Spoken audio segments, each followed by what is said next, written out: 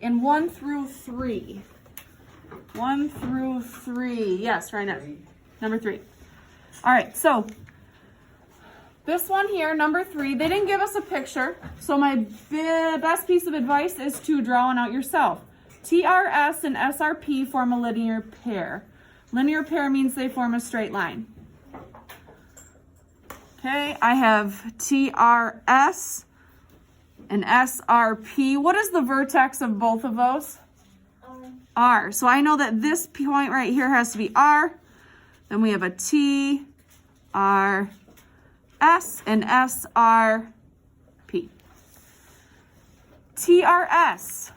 TRS is 3A plus 5. SRP is 2S or 2A minus 25. Find TRS. Now, I could have drawn this completely incorrect as far as the size of the angles, but it's still going to help me find A, and then that's going to help me find TRS. What is the equation that I can set up to figure out the value of A? Emily? 3A plus 5 plus 2A minus 25 equals 180. Beautiful. Those two pieces here are going to add together to form 180 degrees because they're a linear pair. So then we get 5A minus 20. I'll do this quickly. A is 40. Is that right? No, it's supposed to be 20. I got 42.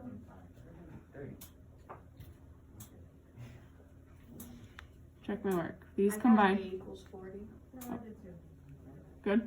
Yeah. All right. You sure? Now what do I do with A? Plug it in. Plug it into TRS. So TRS is 3A plus 5, so 3 times 40 plus 5, 120 plus 5. That measure of that angle is 125, which I actually drew it pretty well. How could I quickly find this angle here?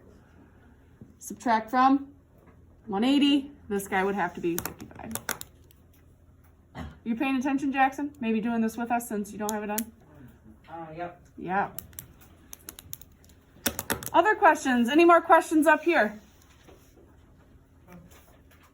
No?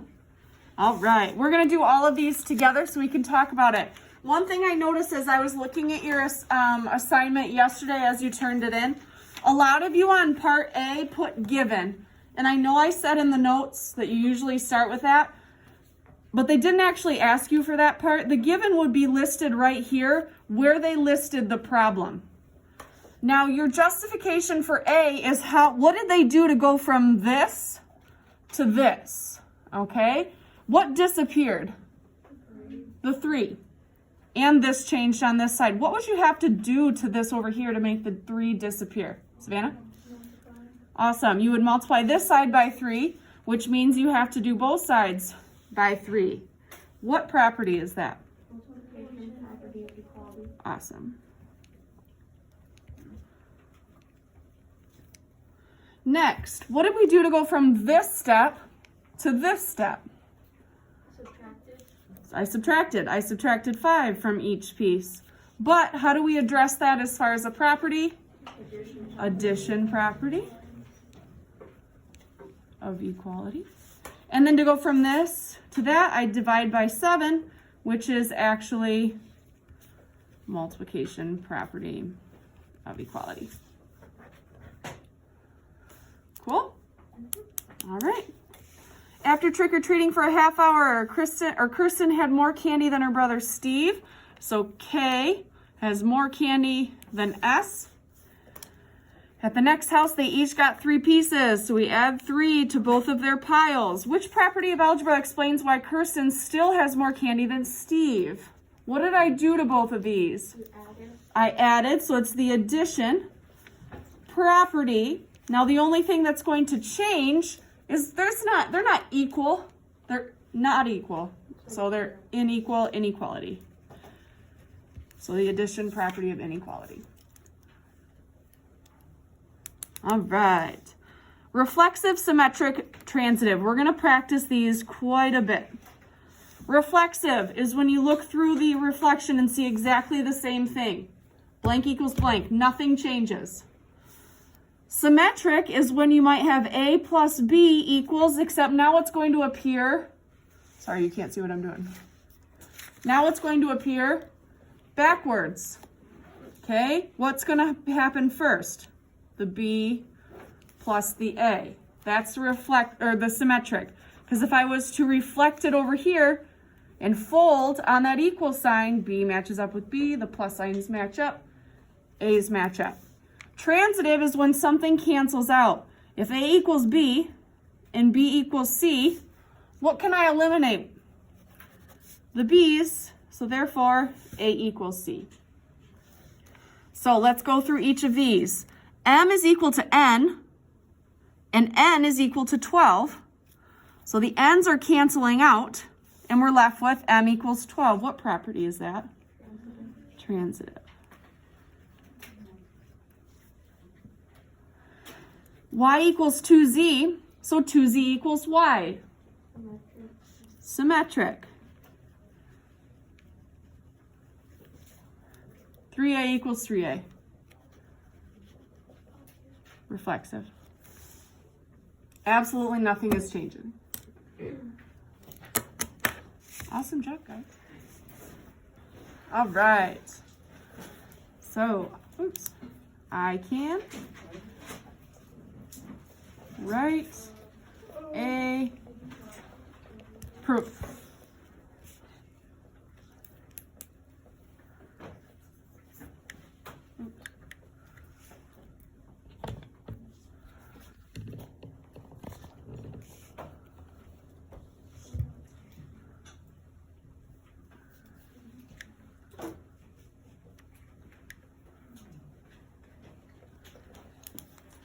All right, so let's start with the definition of a proof. What do you think a proof is? No? What do you think the purpose is?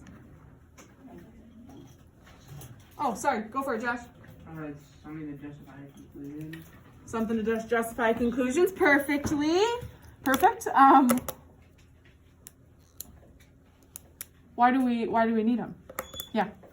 That way we can know the different steps to finding a solution. Different steps to finding a solution. Proof just tells us it's real, right? If we don't have proof of something, we can't assume it's real. So our job is to go through and prove some basic math things. You guys have been doing it forever. You just haven't written it out like this. The logic hasn't been there. Like show your work, when they ask you to show your work. Bingo. Showing your work is proof. Now we're going to take the showing your work part. We're still going to do that, but then we're going to also provide the theorem or the postulate or the mathematical reason why you can do it. All right? So a proof is a sequence of justified conclusions. So Josh was right on.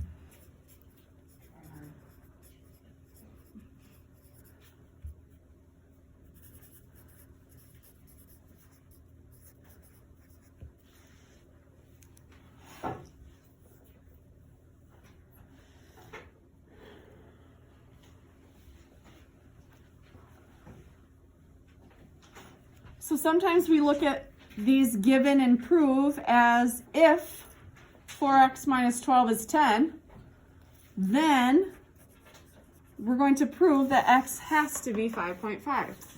If this is what we're given, let's say this is true, will we arrive at any other answer?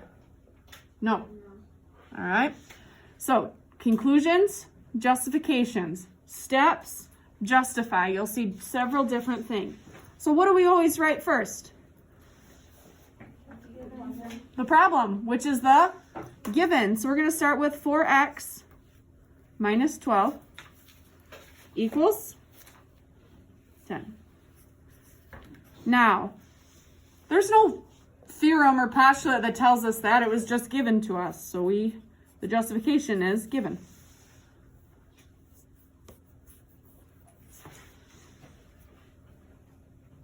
So step 2, how do we go about solving that? What do we do to both sides? We're going to add 12. Now you don't need this part here. I just do that because it helps kind of give away the reason. After I add the 12, what am I left with? 4x equals 22. 2, 5, 22. I wrote 24 too. What property did we learn in math that told us we could do that? There has to be a reason we added 12 to both sides. Addition property of?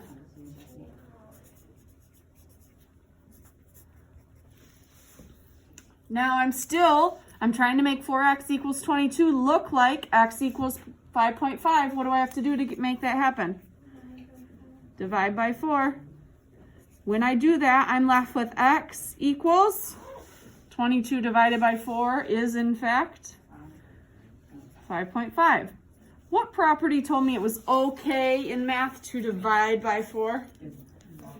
Multiplication property of equality. Nice job.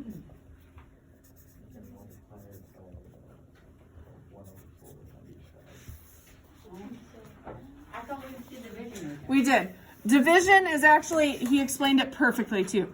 Division is actually multiplying by a fraction usually.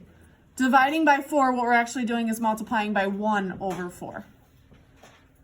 Just like subtracting 2 is the same thing as adding a negative 2. They're interchangeable.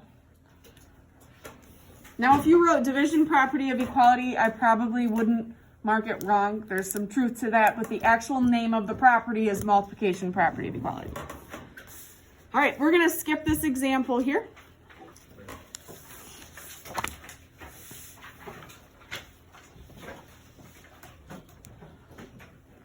So given, anytime you see the word given, that's simply provided for us. Or to us, provided to us. Sometimes it's written out. Sometimes it's shown in the picture.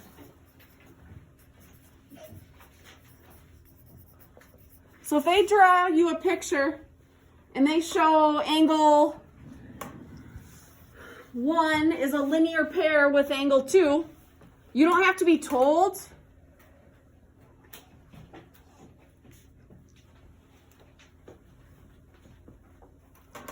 Sorry. You don't have to be told that it's a linear pair. You can visually see it.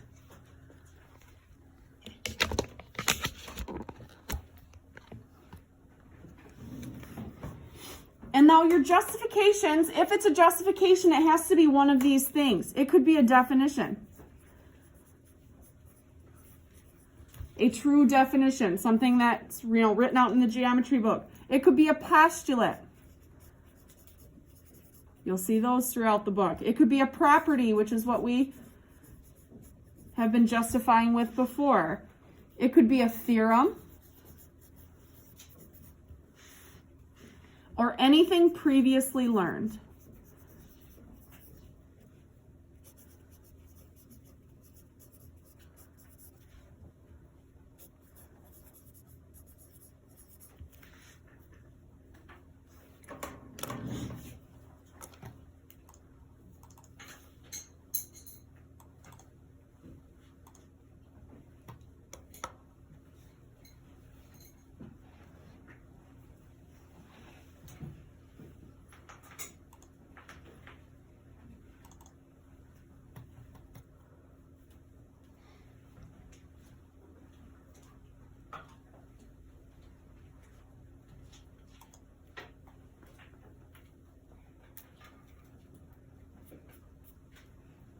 Sorry, I'm trying to find something.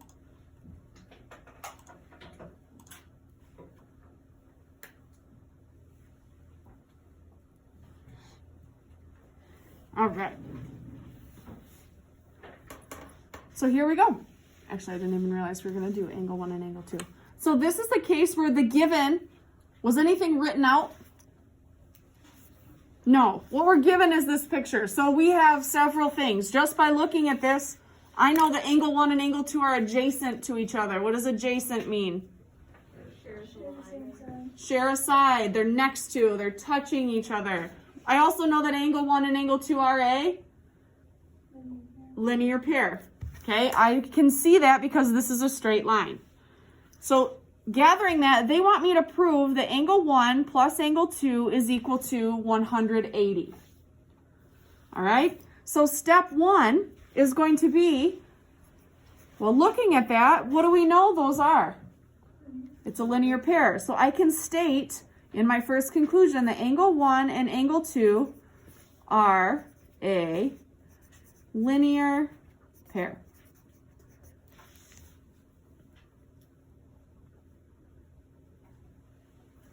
What was my justification? It was a straight line. Well, how did you know it was a straight line? Given. It was given in the picture. That is given. Now, does knowing it's a linear pair mean that the two measures are going to add up to 180? Yes. Okay. I can go from this information to this information. Measure of angle 1 plus the measure of angle 2 equals 180. Now, you've probably forgotten the names of these things, but if you turn, let me figure out what page it's on. I'll show you. In our previous set of notes, if you look right here, we have a linear pair theorem. The linear pair theorem says if two angles form a linear pair, do we have two angles forming a linear pair in our picture? Yes. Then they are supplementary, meaning they add up to 180. So do I have enough information to prove that angle 1 plus angle 2 equals 180? Yes. What theorem was that proved it to me? The linear pair theorem. Now you guys are going to get what I call a geometry proof toolbox. And it'll be a sheet where it has just all of the theorems that you could possibly use in a proof. So you just kind of look through, just like I did back in my notes. And you can prove that. All right. Like a cheat sheet. Kind of, yeah. All right. So example 4. I just want you to take a look at it. Read through the given, read what you're trying to prove, and see if you can just logically explain anything.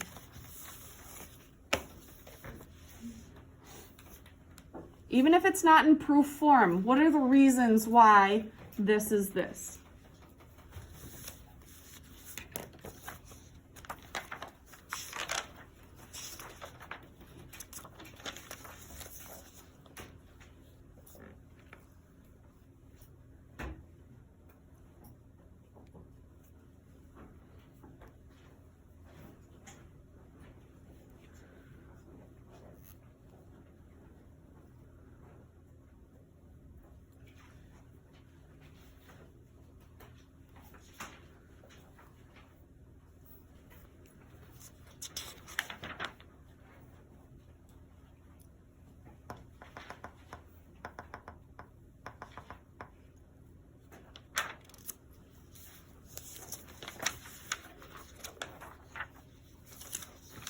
Does anybody think they have? I'm not looking for the table or anything. I'm just looking for some logic.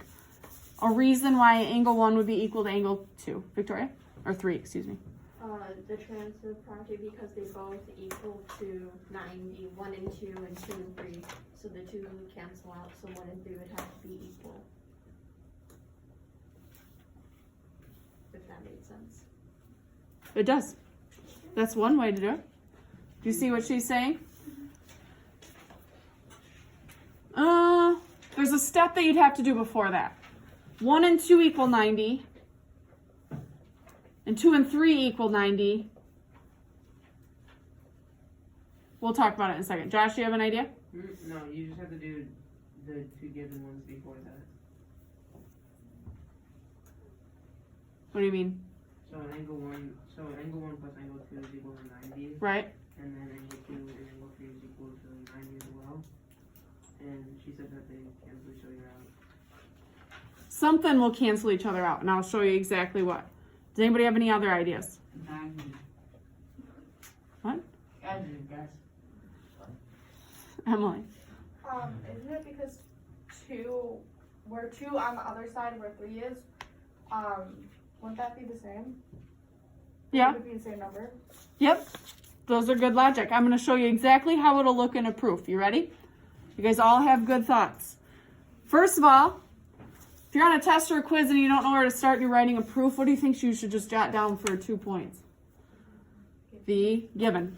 Okay? We know that the measure of angle 1 plus the measure of angle 2 equals 90. I also know the measure of angle 2 plus the measure of angle 3 equals 90. That is one step, that is one, well, together it is one piece of information that is given to us. Okay. Whenever you have two things equal to the same thing, we can actually eliminate this middle piece.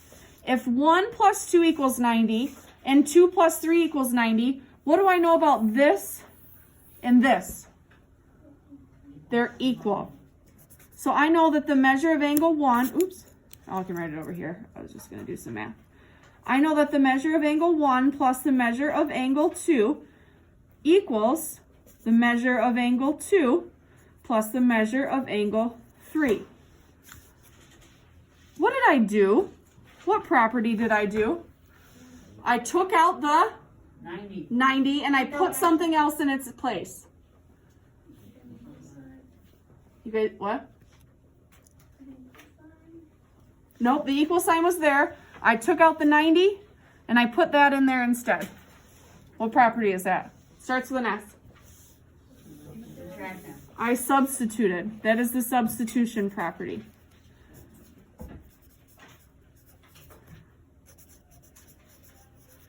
I took out the 90, and since 90 was equal to 2 plus 3, I put that in instead. Now, let me see. I have the measure of angle 1 plus the measure of angle 2 equals the measure of angle 2 plus the measure of angle 3. What do I want it to be? What do I want in the end to say? What equals what? I want 1 to equal 3. Can anybody find a way to make this 2 go away from our equation? Emily? They cancel out. How? Like a transitive property. No.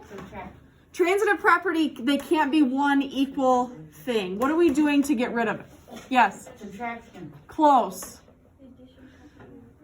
The addition property of equality. I am subtracting the measure of angle 2 and the measure of angle 2, so they cancel out. What am I left with? Measure of angle 1 equals the measure of angle 3. You were. So I can now say the measure of angle 1 is equal to the measure of angle 3. How did I get there? What property? Addition property of equality. Trust me, if you went through all of that and you said subtraction property of equality on a test or a quiz, I'd give it to you. All right. So that was a lot.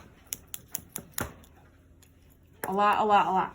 It's hard to do by yourself. Okay, to start out, your mind doesn't think like this. We have to train our brains to kind of think in steps and reasons why. So today, I don't think the assignment is going to be all that hard for you at all. Okay?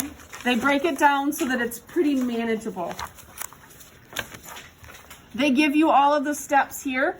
All you're doing is justifying, which is way easier than coming up with the steps when it comes to this. So this is lesson master 3.5a. The first one you're justifying. How did they get from there to there? Make sure you read the given and look at the picture. From objective G here, 3, 4, 5, and 6, you're using this little chart right here.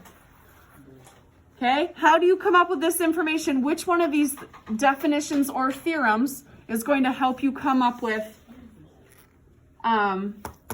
this information? All right.